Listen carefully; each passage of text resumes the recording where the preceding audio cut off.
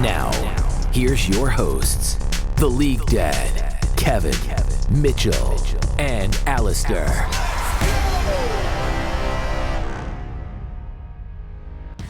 What's up, gamers, and welcome to another episode of the All In Podcast presented by Excellency Esports. We're so happy that you are joining us for another episode after this first round of group stage in MSI 2021. Man, I mean, there's a lot of things to talk about. First of all, there was a lot of league to watch. I was like from Thursday to Tuesday, like today, it's been a lot of league to watch, but it's been really exciting. A lot of storylines, and we're going to get into all the action. But, you know, first off, I just got to get your initial reactions, your like hot off the press reactions to the games and all the action that happened. So what did you guys think? It was a really crazy, like, it's not just a weekend. It was like a whole Yeah. 5-day Yeah. binge. It was just so much League of Legends, like coming back Yeah. from basically nothing for weeks to just 5 straight days of League. I kind of wish we could do a podcast in between, 'cause of Right? all the drama, especially with C9. There was such a huge roller coaster of emotions Oh, of like man. social media presence and like Yeah. what the idea was behind them, right? These guys suck. These Yeah. guys are insane. Yeah. You know, there's so much variation that it'd be fun if we did a podcast in between, but you know, we did one after, and we're gonna just have to walk you through that whole roller coaster. Yeah, exactly. A lot of stuff going on. Yeah, I had a great time with these games. Like I came in with like not very high expectations. I was like, we're gonna get bodied, maybe get second, hopefully get second, and then the other groups will play out the way they will. In the end of the day, they did pretty much play out the way we expected to, except for Group A with RNG getting out, and then Pentanet getting out instead of UOL. But it's not a huge deal at the end of the day. It's the rest of the groups played out the way they should have, but it was a huge ride throughout the whole time. So super excited. There was a lot of drama. It's always great to see that roller coaster of NA sucks, NA rocks. Yeah, NA sucks. But end on NA rocks. Usually it starts the other way. Yes. Usually it goes up and then we just drop off the roller coaster. You're actually right about that. At least it started off not looking good and then it went up towards the end. So I'm definitely happy about that. What about you, Alistair? Were you happy with the games? Yeah, I mean, they were mostly to what we expected. Yeah. But they were entertaining nevertheless. Yeah, I mean, I think there weren't too many surprises like what you guys, I think, are mentioning. But nevertheless, it's an international tournament. So that's always fun and exciting to see. So my favorite thing was watching Perks, right? Because this guy, I have a new nickname for him. I'm from now on, I'm calling him Cold-Blooded, man, because this guy has ice in his veins. Like, what I love about Perks is that they can lose the first two games. They can look like really bad and all this pressure getting to them. And, you know, all these people saying, look, we brought you here for international success. What's going on? And then, you know, for him, just keep playing how he plays and start popping off and doing well in the second half of that group stage. Like, that guy's cold-blooded, man. I really love his mentality where he's just got that, like, always got that little smirk. They could be losing or winning. You don't know what he's doing because he's got that little smirk on his face. So I thought that was pretty cool. But so many other things to dive into. And that's exactly what we're going to do today. We're basically going to do some takeaways from this weekend and just digest all of the stuff that happened. And then we'll do a little bit of a look ahead towards this coming up Rumble stage, because that's going to be quite exciting. So the first thing is, you know, Cloud9, they get out of groups. They dodge a bullet. Let's talk about our very own NA Pride, Cloud9. What do you guys think? Yeah, I think Perks Cold-Blooded is the perfect way to say it because, you know, you go down 1 and 2, that's Perks' dream spot. That's where he goes to shine. Down 1-2 in a group, down 1-2 in a best of series, and then the next is just straight wins. They went 3-0, you know, basically today. Yeah. It's just such a roller coaster, though. Like, let's take it back Yeah. a little bit to earlier this weekend, and Blabber is flash smiting for a scuttle crab. Oh my gosh! Oh my gosh! Giving first blood. It was all over the internet. It's all over Reddit. Everybody was talking about what the hell is Blabber doing. Oh man! Honestly, even though he went 3-0 today, Blabber has been having a really off tournament. I would like to ask the resident blabber hater, what are your thoughts on this guy? Here we go. Hey, I It's need been to a jump in while. here. So first, give credit to Perks. That guy has a lot of intangibles. Yes. He always shows up internationally and is still showing up even for NA. If he can break NA's curse, that guy is built different. Yeah. Mhm. Now on Blabber. I don't think a lot of people realize this, but Blabber has never performed internationally. He had a Mm, really great year last year, but none of that was international.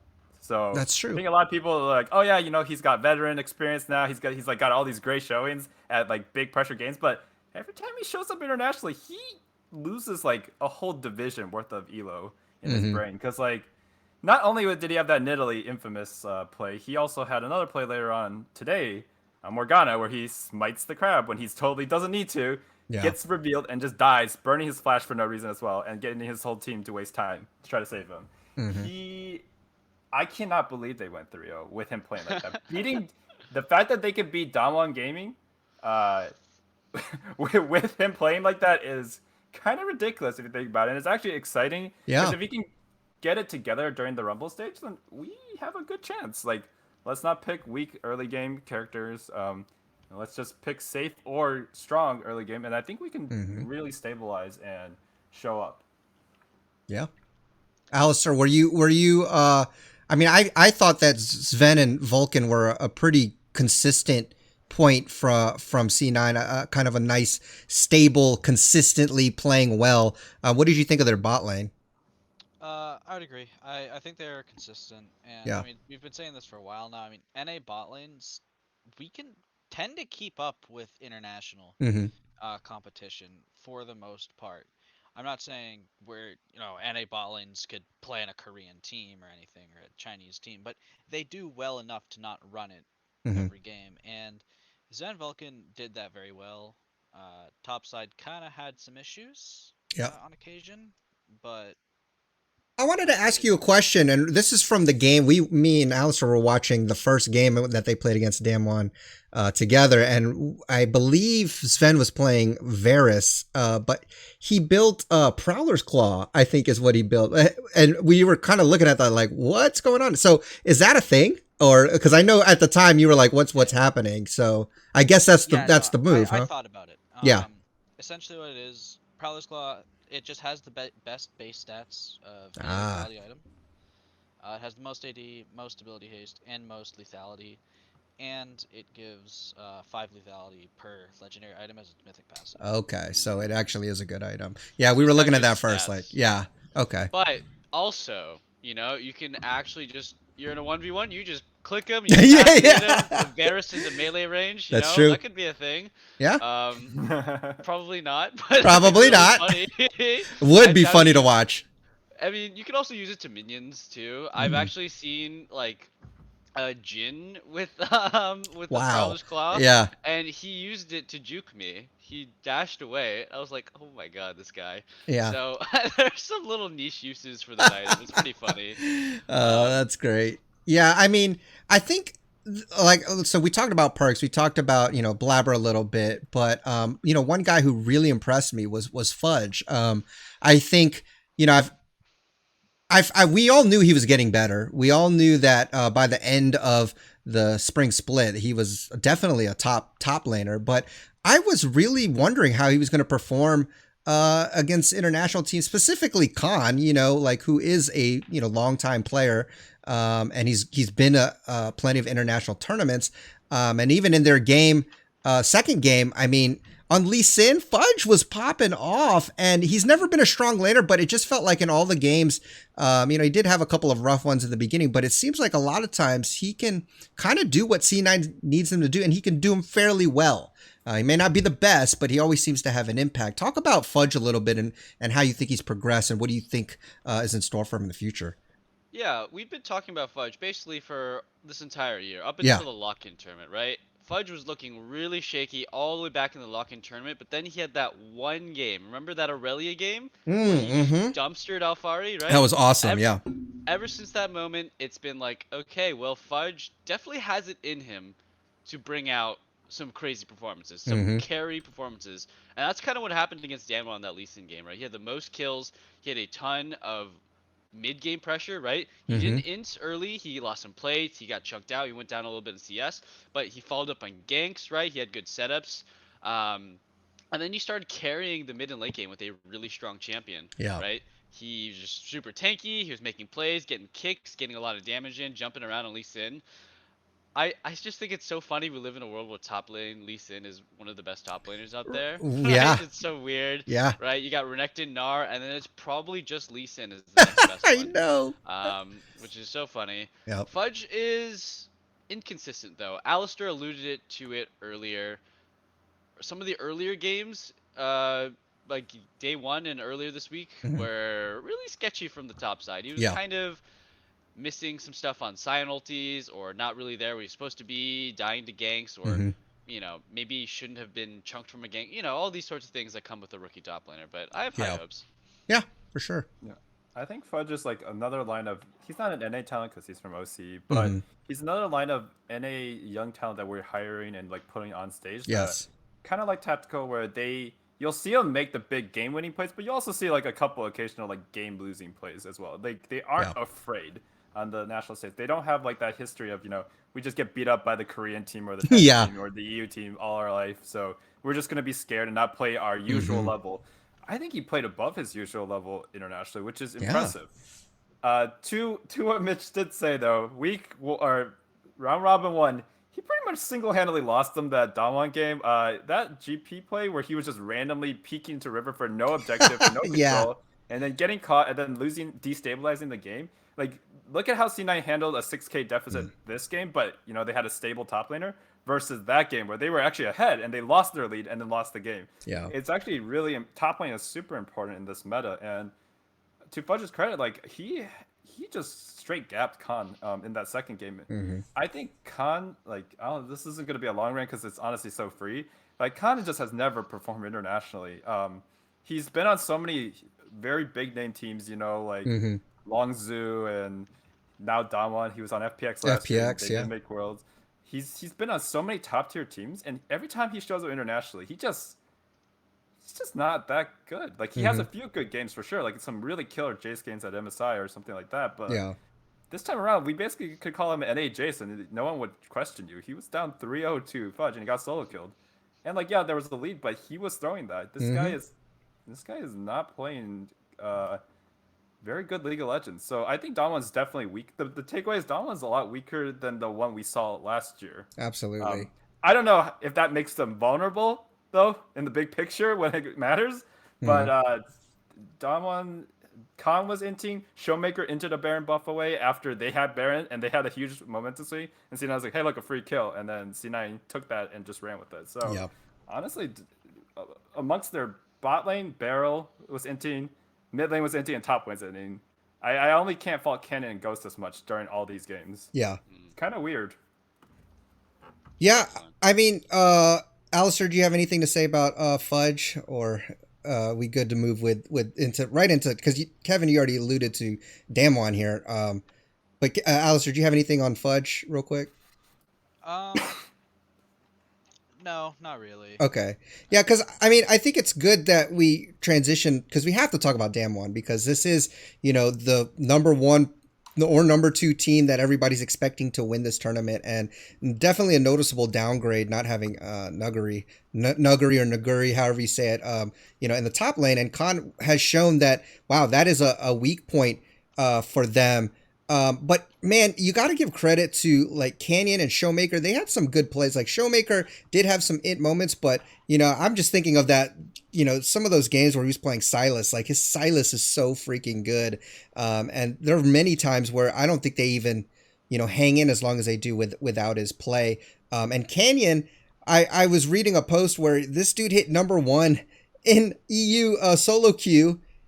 In EU Soul in 10 days. I think he's 10 days and he's hit number 1. Apparently he's been playing like 10 solo queue games a day in addition to scrims. Like, we talk about it all the time, so it's like beating a dead horse. But man, when you're at the top of your game and the fact that you still want to grind it out like that is some dedication, and it makes sense, like, dude, the guy puts in the work. He puts in the time. It's no wonder that he's probably the best player in the world right now. And we saw that in his jungle games. I mean, I don't know if before this we saw a Predator Morgana. Maybe you guys had, but I'd never seen it yet.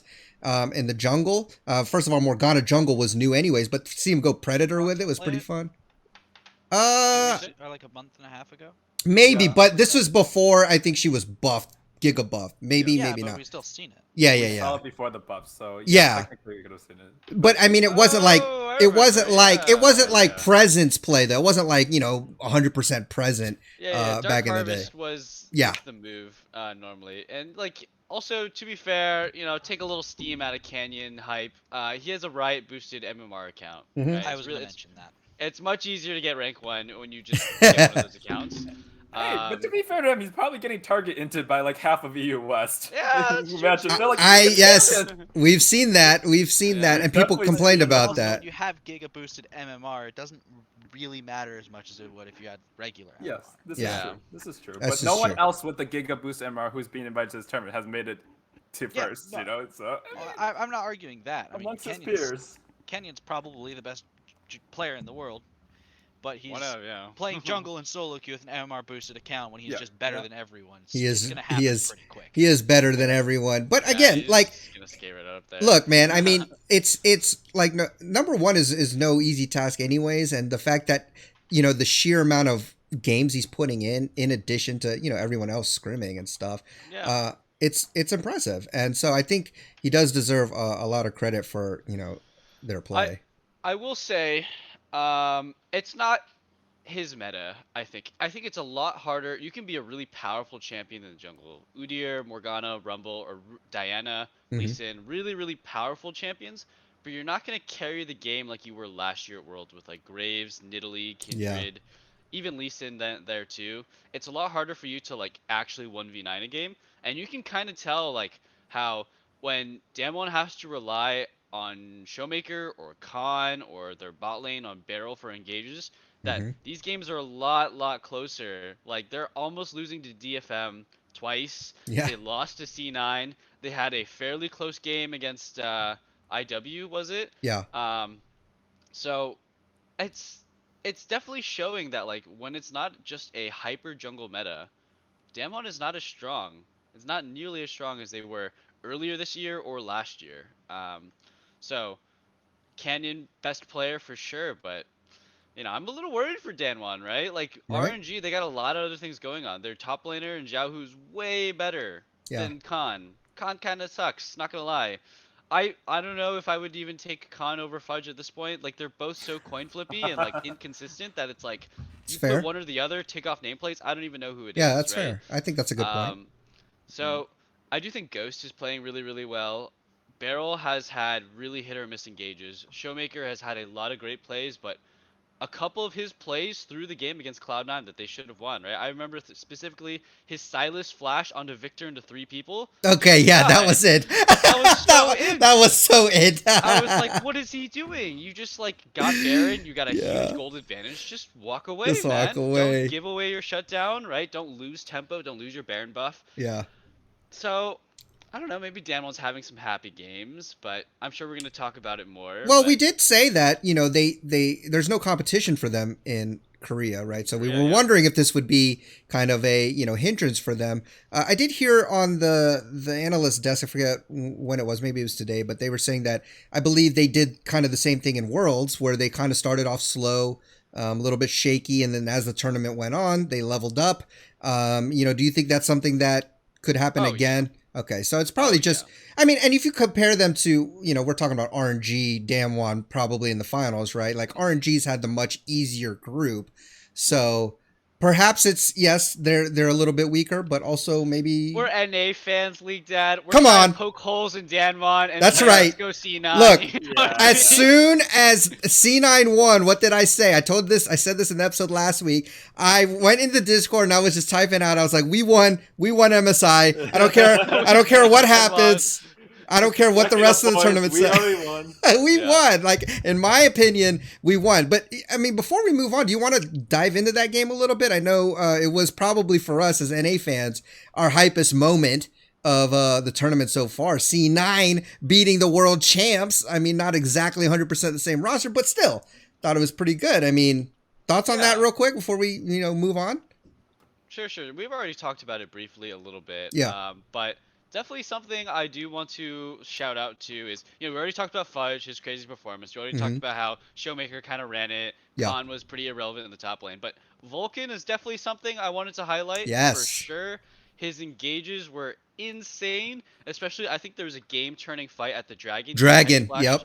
Over the wall, got 2 with his pulve combo, and just won the fight for them. Yeah. Also, in his early game, he roamed. He was just alley-coptering it up. He was in top lane. Then he was coming around back in mid lane. He was basically ganking bot lane for his own lane.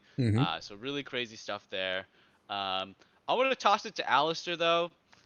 What did you think of Sven this game? He was kind of a little intimidating. Yeah. I don't think there's much to say. Yeah. It was.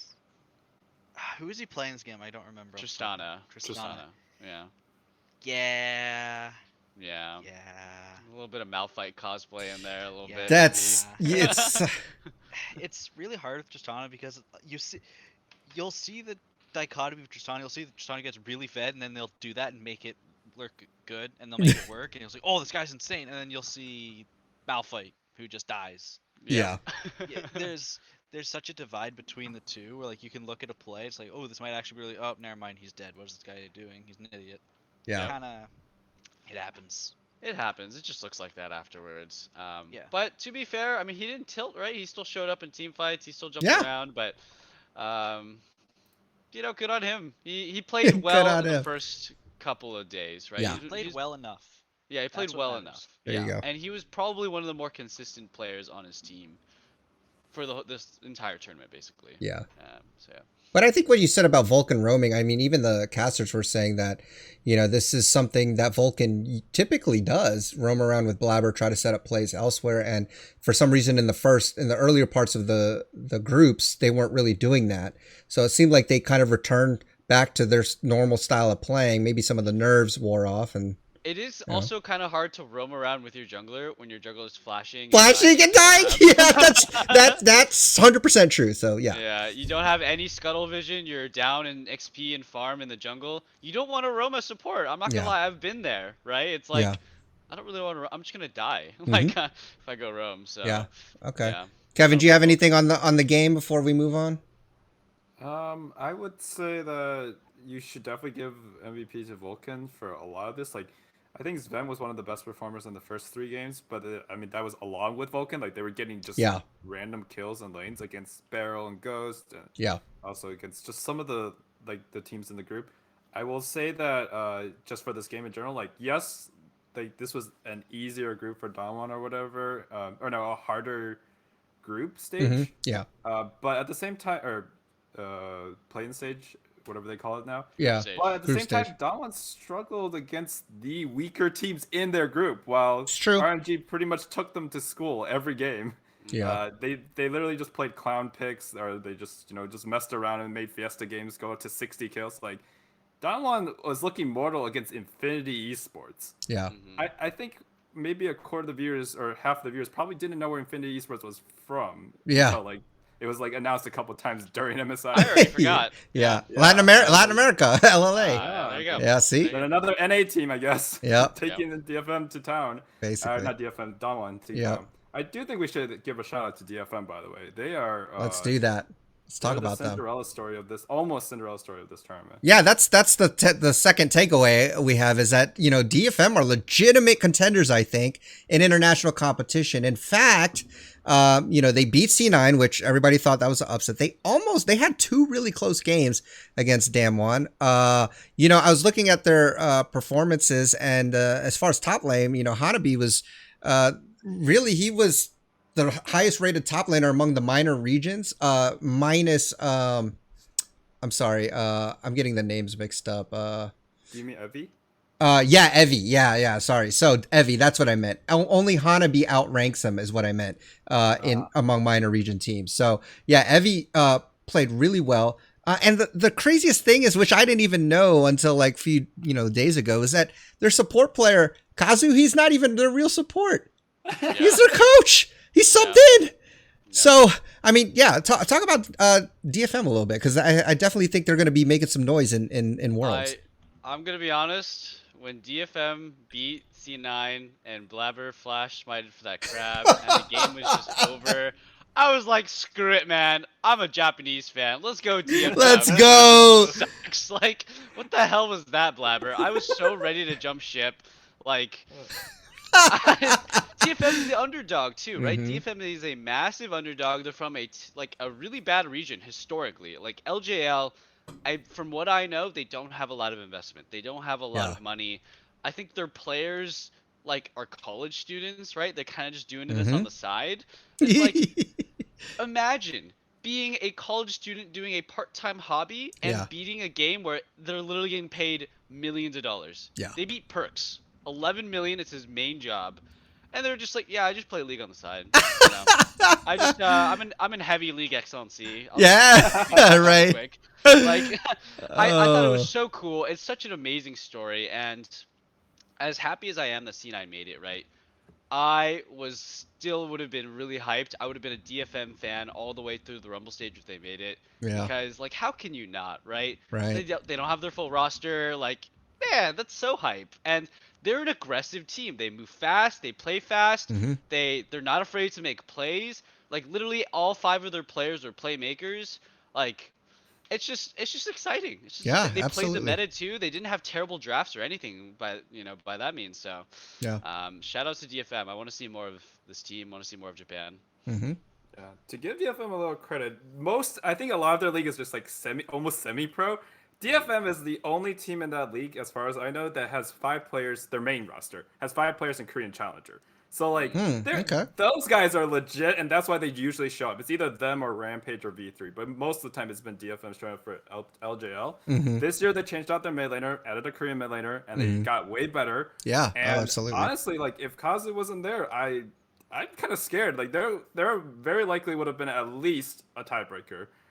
You could argue that having your coach in game gives you, in-game shot calling and all the macro stuff. Like historically in CS:GO, there have been coaches who sub in who actually they just win the tournament or do really well. That's pretty funny. Finally have live coaching. Yeah. But the problem is that Kazu was not playing well in game. Like the game they lost against Damwon was the most heartbreaking. Like 100 health, 50 health rel, 5-minute gauge into where's my follow up, and his team's just like and they lost the game from that. And he had like an 0-4-0 game. I don't want to bash on the guy because he subbed in and they still did really well. But I'm really excited for seeing LJL at Worlds. I think as long as they qualify, they're going to be a pretty strong play-ins contender. They'll at least it'll scare a lot of teams. And they played smart, and they were one of the only play-in teams to actually trade plays. Whenever like Damwon or C9 made a play on their player, they would trade somewhere else. Yeah. And they would actually be proactive instead of running away. Yep. So really good team. Honestly, a little bit of a shame that they were in this group instead of RNG. Group A? Yeah, I was going to say the same thing. They would have gotten out. That would be perfect, right? Yeah, 100%. Or in Group B. I think they got Group B as well. Yeah. Oh, okay. Yeah. I think they'd rather PSG. Yep. Maybe. I definitely it would have been spicy that. at the very least. Yeah. So, I think that it's a shame, but they come out probably looking the best of any team that's leaving today. Yeah. Agree. Yeah, I mean, I'm definitely looking forward to seeing them more, but at the same time, teams like DFM are the reason why there's conversations about NA being a minor region. Yeah. I mean, you're not wrong. You're not wrong, because there's other minor region teams that could, essentially take our place. Yeah. Yeah. That's exactly what I'm saying. Like, yeah. DFM, honestly, if DFM made it out over C9, I'll be honest, the devil on my shoulder was kind of hoping that C9 doesn't make it out. I said it last week about Mad Lions, and I was also the same thing with C9 once I saw DFM beat them on the first day, and I mean, it was... The thing is, if you looked at their game stats, they actually were really good in their early games, even against Damwon.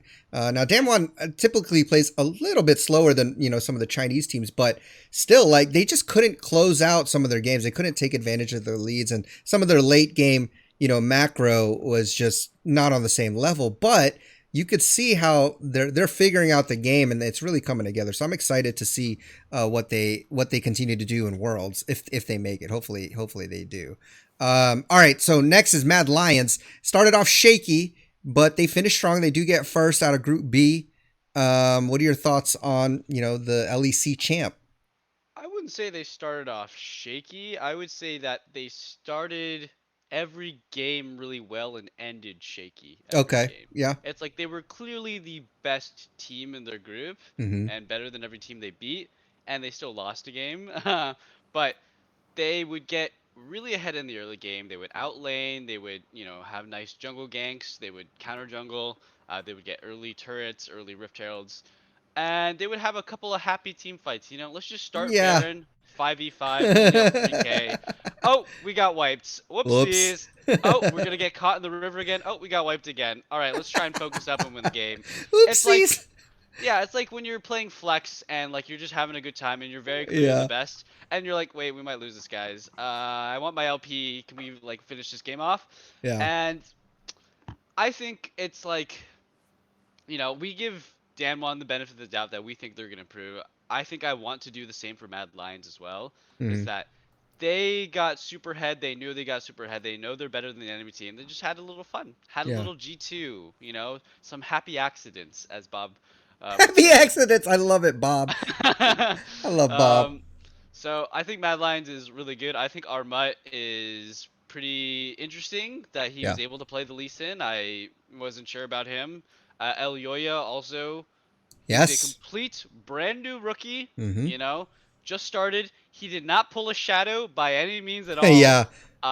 He was actually quite solid. Mm-hmm. And then you just look at the bot side of Mad Lions. It's just solid across the board from them down there. Like Mm-hmm. Humanoid, Karzi, Kaiser, they're pretty nuts. They're world class for sure. Absolutely. For sure. I think they played really well, and I honestly don't think there's anything wrong with just having a little fun with your games. Yeah. My only thing is tapping a little bit into community sentiment. This was how I felt. I think they didn't handle their PR or their interviews very well. I think that the whole we got bored, so we disrespect our opponents. Just look, it's a bad look. Yeah, it's a very big difference. Where we wanted to have fun on the international stage and just give people entertaining games, which is like the G2 vibe. That's what they've always said publicly, and just pretty much antagonizing, so you don't really respect the other teams. And then also losing to Istanbul Wildcats, I believe they're called, or whatever That's they're called. IW, Yeah, IW. And it's not a great look for them. Because I followed them in EU, and they were like the teams you would cheer for. Like they would have really cool celebrations, they're really fun. But honestly, I just think that's just so not okay to say. And they're just obviously young players, and that they don't really mean anything that harmful by that. Yeah. But I think that they're gonna get clowned on if they lose in group stage, Rumble stage to NA, for example. They are going to get clowned on really hard by the community because you don't do yourself any favors by putting yourself in that position as the villain. You make things a little spicy, which I like, but I just don't think they needed to say we were bored and then also just start losing early games and then almost losing games over and over. It's not. I don't think that's winning you any favor points. Which you're not here to win. You're here to win games. You're here to win the games. Yeah. We'll see. It's hard to get a read on them, but they were definitely the best by far in that group. Yeah. Yeah, I mean, I think they were definitely the best, and I don't think saying they looked shaky was kind of the right thing. I think they were just limit testing. I think it's the same thing with Okay. Damwon a lot of the time. I think they were just seeing what they could do. They knew they'd make it out as long as they don't do anything egregious. Mm-hmm. Which I mean they did a couple times, but Yeah. I don't think they were shaky. I think they were just kind of for funning a little bit. They just wanted to see what they could do with their opportunities. That's Okay. the way I took it personally. Yeah, I mean, Group B didn't seem like to, have like the hardest competition, and it's definitely good that they can, try some things out. But overall, they're looking strong. The LEC champs. But really, here, actually, this I want to go here first to RNG, because by far, they look like the best team, and to me, they look like the heavy favorites to win it all. I mean, here are just some stats to like blow your minds. Their average game time is 25 minutes. Like that's first, unless you count like teams that just straight up lose really fast. But their 25-minute average game time, they have the highest KDA, team KDA. Their average goal difference is 4%, meaning they get about 54% of the total gold. So they're winning on an average of like 10,000 gold. Their gold difference at 15 is an average of 6.5k. It's insane. This team plays fast and they don't freaking stop. Xiaohu is like of the best top laner by far in this tournament. He even played mid a game with Rise and went like 13-0. I mean, what else can you say about RNG? They look so good right now. Yeah, RNG has been looking extremely exceptional, that's for sure. I think that, we all rank them first for a Yeah. reason. They have just the potential to win this entire thing. It's really going to be between them and Damwon. They had an easier group. They didn't have to play against Detonation Focus Me. They didn't have to play against C9. Mm-hmm. But they just look so much cleaner, right? Like, they Yeah, don't have any very of these much. mid-game struggles. They don't, like, even when they're flexing, like Mad Lions is, they don't actually end up losing or Mm-hmm. throwing anything. They don't throw the gold lead. Like, Mad Lions flexing is them actually losing a bunch of gold and almost losing the game or actually losing the game. RNG flexing is like, wow, they're just too good. Yeah. They just outplayed them. They're just too insane. So I don't know. I just RNG. It's hard to get a read on them. I think we're gonna have to wait till Rumble stage, but I just feel like my analysis of them hasn't changed. They're still Yeah. my number one team. Yeah. Pretty much expected. Yeah. Yeah, I mean, like, what's there to say? Like, they did have an easier group, but you have to remember, UOL is like a perennial like Mm-hmm. wild card powerhouse. They're a team that usually gets like either through the play-in group stage, and then sometimes last year they made it to play in or made it to the main stage. I mean, they got smacked by FlyQuest afterward. FlyQuest was a good team. The thing is, like, UOL is typically one of the hardest, if not them or Turkey, are usually the hardest of the play-in teams, and they got made to look like fools. Like, this might be the first time in competitive history in a long time that you could argue that a team got stomped so hard that they tilted into their next match over and over. Yeah. Because like Pentanet.gg, like let's get this out of the room, okay? Oceania lost their league. They lost. They lost I think the stats like 17 of their top players to NA, and somehow these 5 guys who are like not making enough money to like actually be a pro, playing in an ESL like side league, Yeah. beat UOL, a perennial powerhouse like play-in team at least. Yeah. And they won 3-2 against them. It wasn't like a one-off. They just kept winning. And I think it was largely because UOL was just getting giga stomped every time they played against RNG, and they just lost their confidence. Yeah. Meanwhile Pentanet was like, well, I mean, we expect to lose here. We don't expect to put up any fight. I don't care. And That's they true. just played a Fiesta game, and it seemed like they were just having fun with Less it. pressure. So I feel bad for UOL, but they kind of, I think that they expected too much. Like, if you expect to be RNG as UOL like more than once, like I just don't know what you're expecting. So Yeah. RNG looks like a powerhouse. I feel bad for the rest. Like, without Vietnam in this group is just way less exciting on paper. Yeah. Turned out to be a little bit more spicy with the Oceania team getting through. But at the end of the day, like, RNG was always going to be first, and it was just like who was less tilted by the end of the day, and it happened to be the boys from Yeah. down under. Down under. Yep.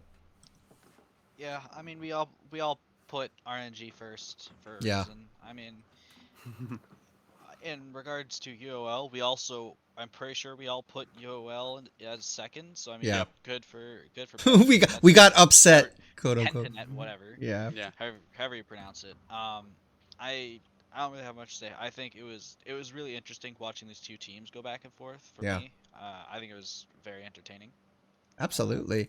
I mean, that last tiebreaker game, Pentanet picked Zed, right? And Oh yeah. weren't you saying, I think there was a post, wasn't it you, Kevin, that was saying that they didn't even have any scrims, so they just looked at LS's tier list and Yeah, there were was like, like some interview with the mid laner afterward, or somebody on Yeah. Internet's team, and he was just like, "Yeah, we just looked at the tier list, and that's us too." I'm like, yeah. imagine that UL losing to the tier list. Yeah, that's pretty funny. again, like, congrats to them. I mean, it's surprising for sure, but I'm sorry, but I think the road ends at the Rumble stage because there's no way they're going to be making it out of there. Let's talk about the meta, okay? Because we talked about this last week. What we thought was going to happen in the meta. There were so many different champs that we thought we might see. So let's talk a little bit what we actually did see, and let's get your thoughts on it. So here are some numbers. The highest presence with like 80% or more, I believe, presence pick ban was Rumble, Morgana, Udyr, Kai'Sa, Gnar, Renekton, Lee Sin, and Varus. Interesting enough, there's no mid laners on that priority list, so pretty crazy. Rel, who we thought we were going to see a lot of, was actually the 5th in presence for supports. It was Nautilus, Alistar, Thresh, and Leona. We only saw one enchanter because we were thinking maybe we might see some enchanters, but Lulu was only picked once, and we saw one Rakan. Nidalee, who we were wondering if we were going to see her, we thought maybe not so much. She saw a decent amount of gameplay still, and we saw quite a bit of Nocturne top. He had a 54% presence in the top lane, which, we were kind of wondering if that was going to happen. So we did see a bit about that. What are your guys' thoughts on the meta? Any surprises? Are you surprised that there was stuff that wasn't seen? Like, I know we talked about Diana. We happened to see it once, finally, in a game that didn't really matter, but what did you guys think of the meta? Yeah, definitely surprised about the lack of Diana. I do think she's still really, really good in the jungle. Maybe it's just a solo queue thing, but she clears really, really fast. Yeah. And she scales pretty decently. She has crazy engage. I mean, you saw that one game, the Diana Yasuo combo was pretty nutty. Yeah, it was. It was good. So I'm not really sure why we didn't see it, but definitely think the Rumble, the Morgana was expected. I think I was surprised to see a bit more Udyr than I thought. Yeah, me too. He's definitely strong, but he's been nerfed a handful of times, and Chemtank and Deadman's both got nerfed coming into this tournament. So I was pretty surprised to see that much Udyr. Of course, the times we saw Hecarim and we're like, why are you playing Hecarim? Immediately, nobody Shut down. saw. Yeah. Nobody picked it anymore after that, which thank God. And I have to say also, I was surprised at the Varus priority. Varus was a lot higher priority than I expected. Yep. Really? Yeah. What are your thoughts on that? Yeah, Varus was pretty high. Yeah, I mean, I think Varus is just. I think he's super good because he's super diverse. I mean, Yeah. You can build crit, like auto attack Varus. You can build the pen Varus, which we saw most of the time. You can even go like AP poke somewhere in between Varus. Yeah. He has good setup. He has good laning. He scales well. He doesn't really have like a mid game dip like something like a Caitlyn does. So overall, I mean, he's just really strong. I fully expected him to be like a top tier AD carry for this tournament. I expected him to be pretty good, but the fact that he had higher presence than Tristana was the main Yeah. thing that surprised me. I thought Tristana was going to be the number one, but it was actually Kai'Sa, Varus, then Tristana. So, That's what I expected. okay. Pros Yeah. had a different read on that. I mean, even Lucian had a higher presence than Tristana. Yeah, When it came he to did. fluxes, Mhm. you normally see Lucian in top and mid these days, but we didn't really see mid lane Tristana, and we just saw bot lane Tristana just kind of do okay, right? Yeah. So I think it's interesting, for sure, because Tristana's still really, really strong, of course. But yeah, that wraps it up for me. I don't know what your guys' thoughts were though, Mr. Kevin. What are your thoughts on the exciting meta? Yeah, also surprised by Udyr. Had no idea he would be like the most picked character at least into the jungle, and also banned, I believe, for jungle. Other than no, it was actually Rumble Morgana then. Then him. Yeah. I was like, I mean, he's been nerfed enough times, but like Blabber still made some big plays in the Damwon game. Yeah. Like, that double kill melee. This doesn't happen for most characters, but Udyr can make that kind of stuff happen still. So it's surprising to me. I was surprised by the Gnar priority. I've been fed that Gnar is not as good, and like he's just like a character players play, but like shouldn't be as good. But he was played every game pretty much. He was like extremely high presence, not 100%, but very high up there. And I'm pleasantly surprised that Morgana seems to work in pro play jungle because like there's a lot of stuff that works in so cute jungle that doesn't get punished. Right. I will say that she's good, but she's a weird kind of good. She kind of lowers the skill ceiling of the player who's playing it. Like Canyon piloted her in the first match, I believe, against C9, and I was like, I mean, he's good, but he's not doing that much. it is always useful to have Black Shield and the chains and everything, but it is hard capped by like her kit. If you miss the Q, it's like, well, you're not doing much for a while. So it's interesting. I suspect that it will still always be behind Rumble because I think Rumble is just crazy. Watching the top tier Rumbles play that character is it's something else. That jungler is busted. Champion's disgusting. It's His not ulti needs a nerf. Like, you can't have that low of a cooldown on your ulti. Yeah, and his overheat autos, like that's just not okay, dude. Mm-mm. He's like doing numbers that look like you're doing. It's like you're doing 50. It's like Earth. It looks like Earth Rumble. Yeah. Yeah, I mean, I think. Go ahead, Alistair. Go ahead.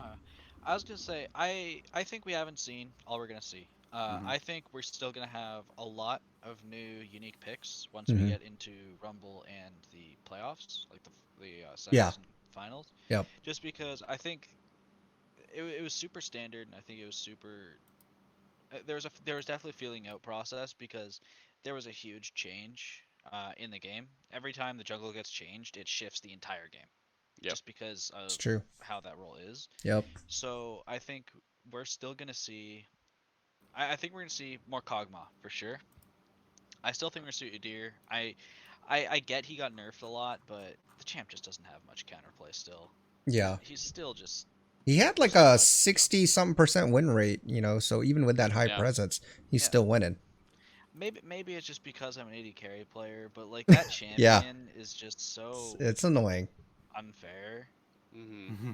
I don't know. I think we're still gonna see. We have a lot to see though. Yeah. Udyr was 69% win rate. Yeah, that's crazy. That's absurd. Yeah. Especially because like not only good teams picked him, like some of the lower teams definitely like used him. Yeah. Still really, really strong. I think too, like with Gnar, like I know he got nerfed to the ground, but I mean, I feel like the Eastern teams, like I know Khan played him quite a bit. I think nerfed into the ground. Well, I mean, not nerfed into the ground, but supposedly is not, supposed to be this hotly contested pick. I mean, at least that's what a lot of the analysts were saying. But I think according to LS, you could say yes, but I think everybody else had Gnar on the radar. Still thinks Gnar is good. Yeah, in the last one-dimensional on his tier list. Last week's podcast, he said Kai'Sa. He said you should never pick Kai'Sa or Xayah. What is the you should never pick Set. You should never pick Renekton. Exactly. You should never pick. The guy There's too many champions that. So you always have to take his tier list with a grain of salt. Yeah. He also thinks Silas is bad too, and it's like I don't know, man. Mid is A tier. That's all I'm gonna say about that. Yeah. Okay. Right? You've made your argument. Yeah. No. I mean. Gnar on C tiers, just for reference, if no one's seen that. Yeah. So regardless. Same tier as oh gosh! We were saying Yikes. last podcast that Gnar was definitely still gonna see play. It wasn't surprising to me. Gnar was one of the highest prio picks in like a lot of finals as well. Yeah. I think the thing that surprised me was actually the Lucian win rate is really high. It's at 86%. It felt like whenever it was picked, it wasn't picked often, and it was usually blind picked. But whenever it was picked, it just did so much. Like it did a ton of damage. One lane scaled pretty well. People are just getting one comboed with Gale Force Lucian combos a lot. And I was actually really surprised. Like when I think back to that humanoid game on Mad Lions, his team was really behind. They were like 2 to 3K, and he just kept making plays after plays, one-shotting people, getting 1v2 kills. That's true. Like escaping from death with all of his dashes and mobility. So Lucian is definitely like obviously still strong. We knew it's strong, but I wasn't expecting this to just like it's not really being seen much play, but when it does, it just wins, Yeah, maybe we start seeing more of them in the Rumble stage if people. I don't know if Lucian mid has a bad matchup. Like the worst matchup I can think of with Lucian mid are even matchups, right? Where like maybe Tristana can one-shot you before you get one-shot him, right? But Alistair, I'm not sure if you know much about Lucian mid specifically, but you do know about Lucian. Does he have any bad matchups in mid lane? I just don't actually know them. I wouldn't say he has any like bad matchups that are unplayable, but here's the thing with Lucian, which is fairly unique to him and more so than any other champion in the game, and that why his win rate is so high is Lucian scales with the like skill of the player. Yeah. And you, high skill ceiling. Yeah. Oh well, Lucian has all these mechanics. You can't play if you're not good at Lucian. You will not win the game. Yeah. Yeah. Lucian is one of the hardest champions in the game to pilot like perfectly, and that's why you see him like rocking around, raffle stomping some of these teams. And I think the priority is actually going to drop a little bit Okay. once we get to. Like, I don't think we're going to see much Lucian in like Damwon versus RNG because the player gap just isn't there. Isn't there? Mhm. So you're saying when we do see a Lucian pick, it's disrespectful because they're saying you're not even good enough to beat this. Or No, I think it's I'm going to sit here and I'm going to gap you in lane and I'm going to exactly. That's what it's going to be. that's what I mean. It's a disrespect. They're like, oh, snap, he picking Lucian. He said he's gonna gap me. I wouldn't go disrespect. I wouldn't say it's disrespect. I think it's just like our win con is we think our mid laner's better, so we're gonna put him on Lucian. We're gonna play around the Lucian. Yeah. Lucian's gonna solo early game, and Lucian's gonna end the game. Yeah, I mean, I know that's what you mean, but I'm trying to put in that Okay, drama. yeah, okay. So, Sorry. you know, come on, man. I'm trying to make like the narrative be like, oh snap, he's about to gap him, yo. But hey, look, I'm sorry, Kevin. Go ahead. I'll say though, Lucian is definitely like scales with the player for sure. Yeah. He also scales with the team. Like you just when you need a slot in like a heavy AD threat or a counter pick, he's one of the best at it. And Shadow is 7-0 on Lucian. He played him into top esports. Like he played it into a lot of good teams. Yeah. And I think RNG might pick Lucian if it's left up. It's one of those things that is usually banned against him, but he has never lost on it in this year. So It's definitely comfort too. If like Alistair's saying, like if it's like you're really really good at Lucian, you might just pick it anywhere, right? If you don't have a lot of bad matchups hanging around, you might just say, I'm so good at this champion, if you leave it up, I don't care what the matchup is, right? I can blind pick it for my team, I can flex it maybe, who knows? Yeah. Just pick it, right? It's good. It gives you a ton of flexibility because you can pick it top lane, mid lane. You don't really want to pick ADC, but you could if you had to, right? It's an ADC. Yeah, you don't want to pick an ADC, but you know, if you're forced to it, you get two way too juicy solo lane counters, right? Maybe you just throw it in bot lane and say, screw it, sack it. No, you remake draft. But If only that was an option. Mitchell froze up. I think is. What's up? Darn. Oh, there he is. Okay, we thought you had frozen. But real quickly, let's talk about Lee Sin just for a bit because this is a new addition, and we've seen him both in the top lane and mid lane. I don't even know, maybe top lane more. I think. Top but lane is the most for sure. yeah, it's the most for sure. But what do you guys think? Because this is something we definitely thought was going to happen. A lot of pros were playing in solo queue, and for sure, it's made its way onto the Rift in competitive. So, what do you guys think? Lee Sin, highest master champion for me. I play a ton of that guy in every role. I play him support sometimes for fun. Nice. He's really, really fun. Super high skill cap to an extent, but there comes to a certain point with Lee Sin where he's strong enough where actually he doesn't have that much of a skill cap anymore.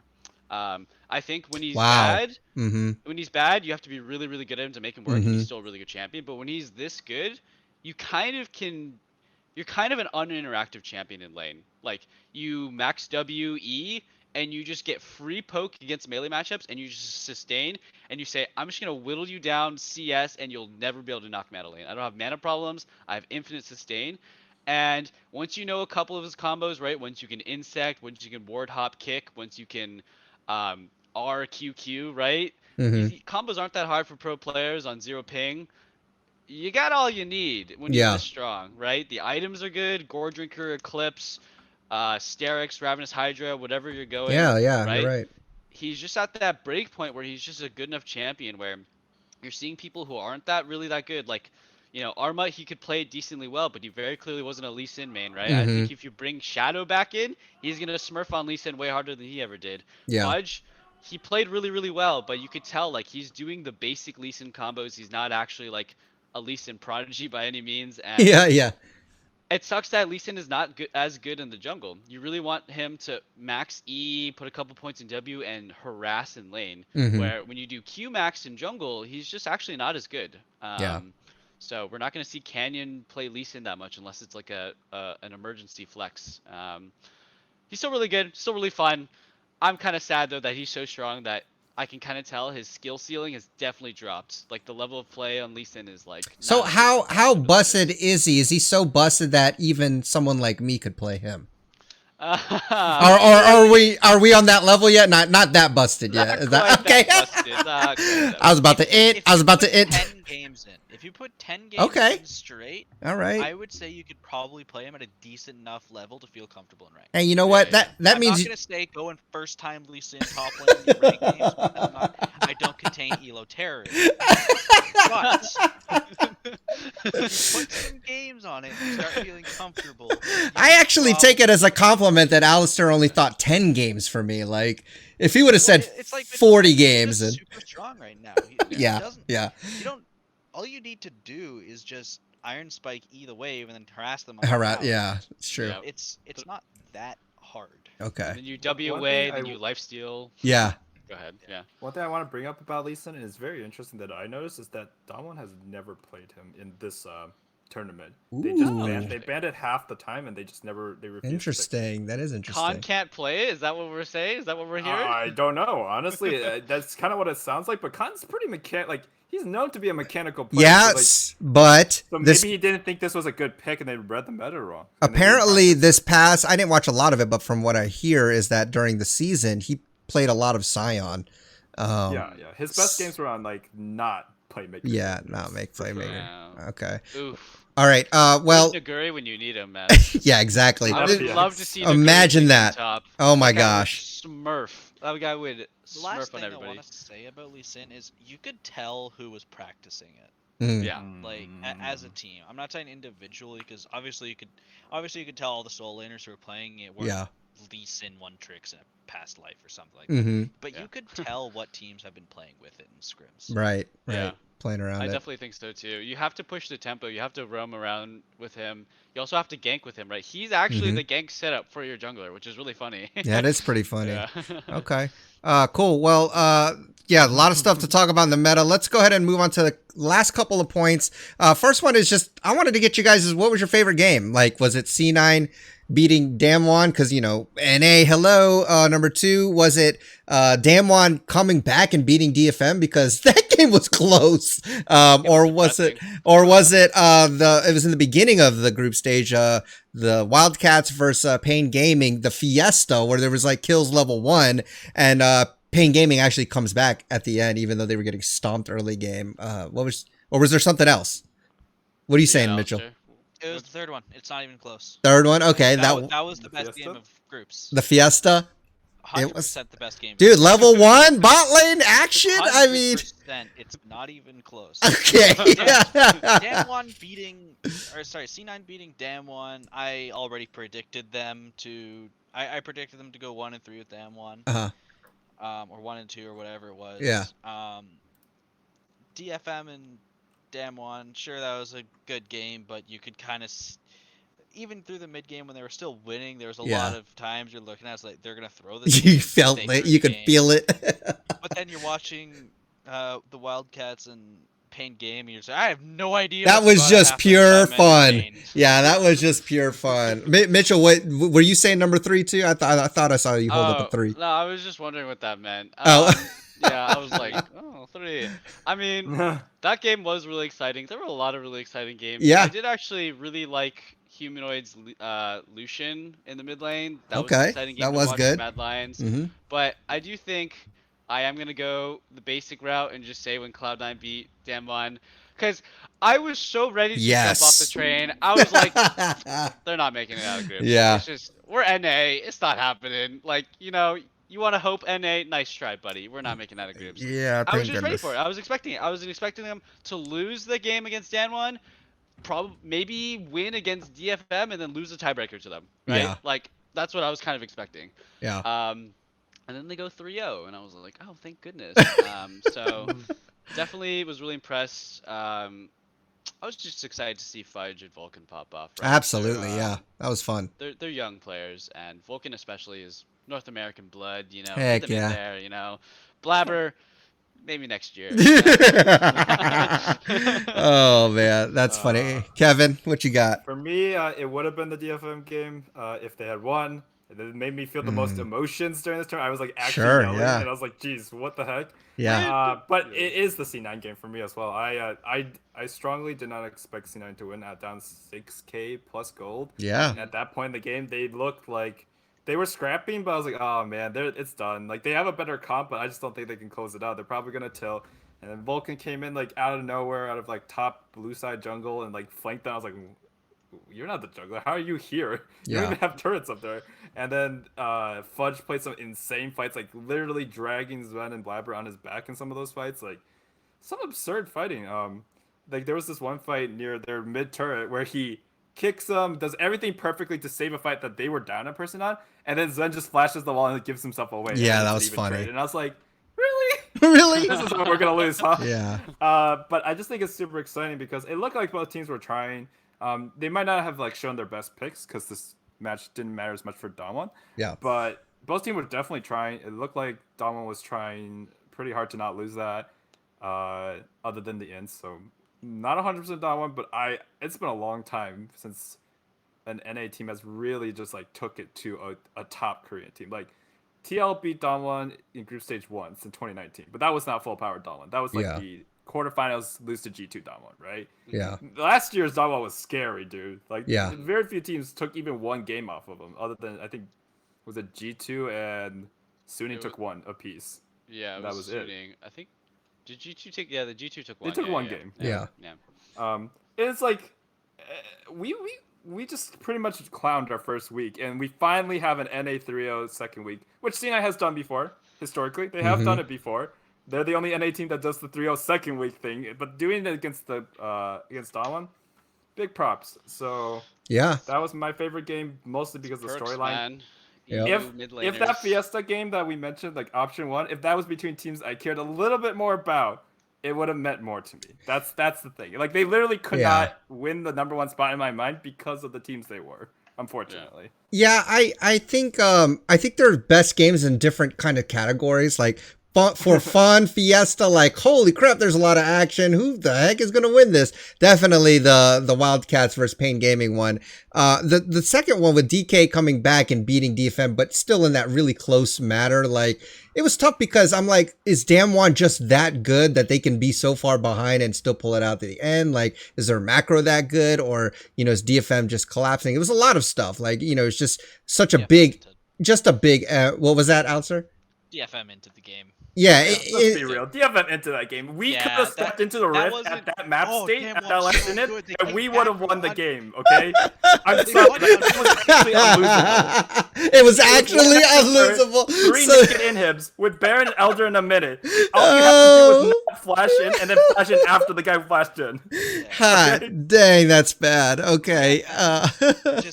They teed up and said, "Watch this drive." It was.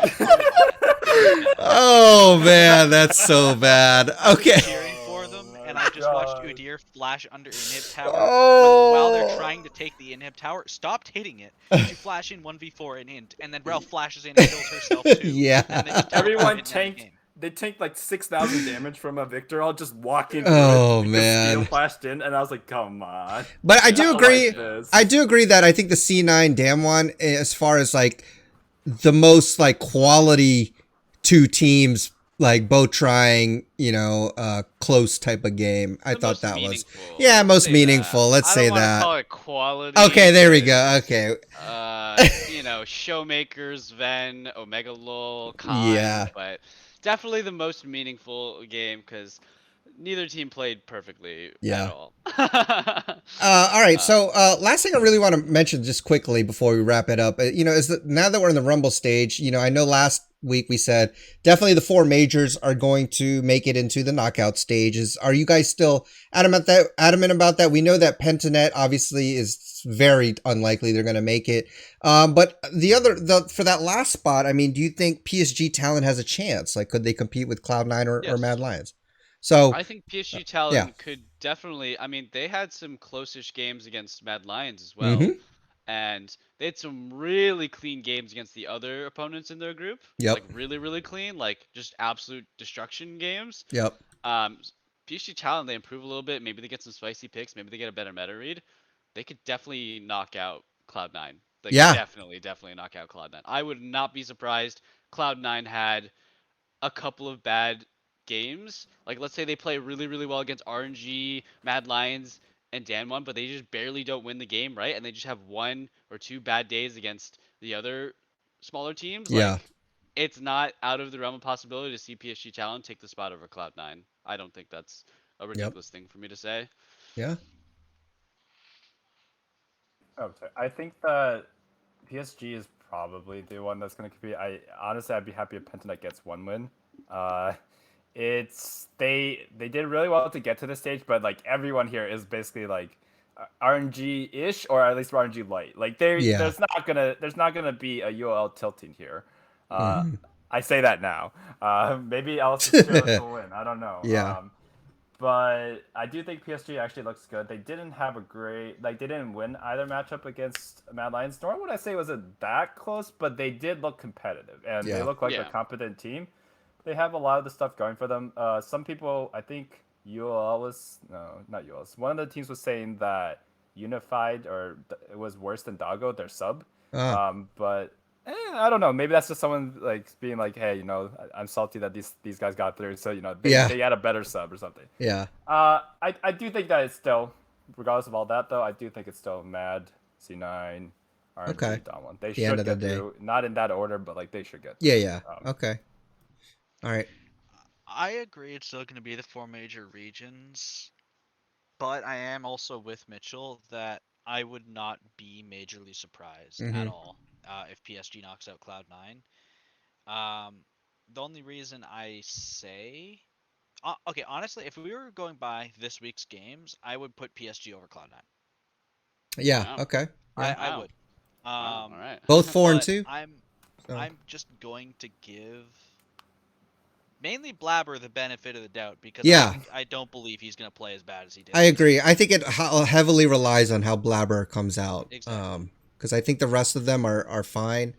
He just needs to calm those nerves down, not do anything crazy, and hopefully they can come out past the Rumble stage. All right, so cool. That's everything that I had for the takeaways. Did you guys have any final thoughts before we wrap it up? Remember, the Rumble stage is going to be this Friday, May 14th. Starting up at 9 a.m. Eastern, 6 a.m. Pacific. Any final thoughts, guys? I just want to say that when I saw Perks' Yone game and he was popping off like a madman, I was like, all right, yeah, I get it. This is why we got Perks. Yeah, It's been a hot minute, we saw him have glimpses of it in finals, but he's here for international play. I think he, like Kevin said earlier, he brings a lot of intangibles that we will never know about really, but if C9 is going to make it to the knockout stage, the brackets, and they're going to take games off of these better teams like RNG, another against Damwon, be competitive against Mad Lions, like it's got to be a perk stiff, right? Yeah. I don't think we actually ever see North American mid laners come to an international event and start bodying kids. Yeah. It never happens. We never see Bjergsen or Jensen or I don't know what other mid laner we have come to an international stage and start wrecking people. Start just 1v9 carrying, looking like a god, and just being like just the best player on the Rift. Yep. Perks kind of has that sort of aura around him where like when he was fed on Yone, he's just in a side lane, kind of playing solo queue, just 1v2ing, 1v3ing, sometimes escaping, sometimes getting some kills on his way out. Like, this guy is really, really good. The best too was when he was question mark pinging as he was killing them. Did you guys see that? They showed his pro view replay and he's like question mark pinging as he's killing them. It's like this guy. Oh man. Yeah, no. Big memer too. Like I know. The guy just has an energy around him that like from his G2 days, like when he like dumpstered RNG 1v9 on LeBlanc and Aatrox, I was just like, this guy, man, he's so good, and he's definitely taken a back seat just falling asleep in NA, but I hope he just wakes up completely this weekend and just like starts dominating. Seems like he's getting warmed up, and I'm excited to see that. So, all right, cool. Anything else from you, Kevin, Alistair? Yeah, you guys good? I will say Jensen did 3-0 at Freak of Freaks in a extremely good quarterfinal set, one set Worlds. So that's the only other time I remember a mid laner doing anything. Lissandra though, every game, I don't know. I mean, I guess there was also that time where Bjergsen looked like a god going 0-6 at group. You son of a... Yeah, you've got to be a god to get to Worlds. How are you going to do that? How are you going to do that to me, Alistair? It's too soon. It was only last year. We didn't flame TSM last week. That's true. You're alright? right. We, I do kind of like that MSI episodes have been less flame on TSM finally. didn't So one of the casters say something about like TSM Kobe gave up said the Soul TSM instead Dragon? of DFM. Yeah. oh yeah, he did. He Wait, did. what? So funny. I thought he said TSM, but I was like, no, it's. He did, he I was did. like, maybe because it sounds like DFM, so I was like, maybe he Yeah. just said it sounds like it, but no, I rewound it like 4 times. He said TSM. I was like, what the hell? TSM lost the Soul Dragon. I was like, even here. God bless you, Kobe. Oh my I gosh. just wanted to bring that up if no one did, because that was Oh hilarious. man. It's Yeah. a shame there's no crowd because then we can hear the TSM chant. Oh my gosh. Yes, no. All right, Oh, I better end this God. episode before it gets out of control. Guys, I just want to say, remember, if you're listening and you're not part of the Discord, join it. We want you to be there. We can interact. You can keep in touch. Also, we're going to start doing the RP giveaways again once the summer split starts. So be sure and get in here. Maybe catch a couple games. But if you got any questions or you want to leave us some feedback, feel free to email us at questions@theallinpodcast.gg, or you could tweet us at theallinpodcast. Thanks again to my awesome friends and co-hosts, Kevin, Mitchell, Alistair, for all of your wise insights. But until next time, guys, enjoy your climb on the Rift. Try not to be too toxic, and we'll see you all on the next episode. Peace.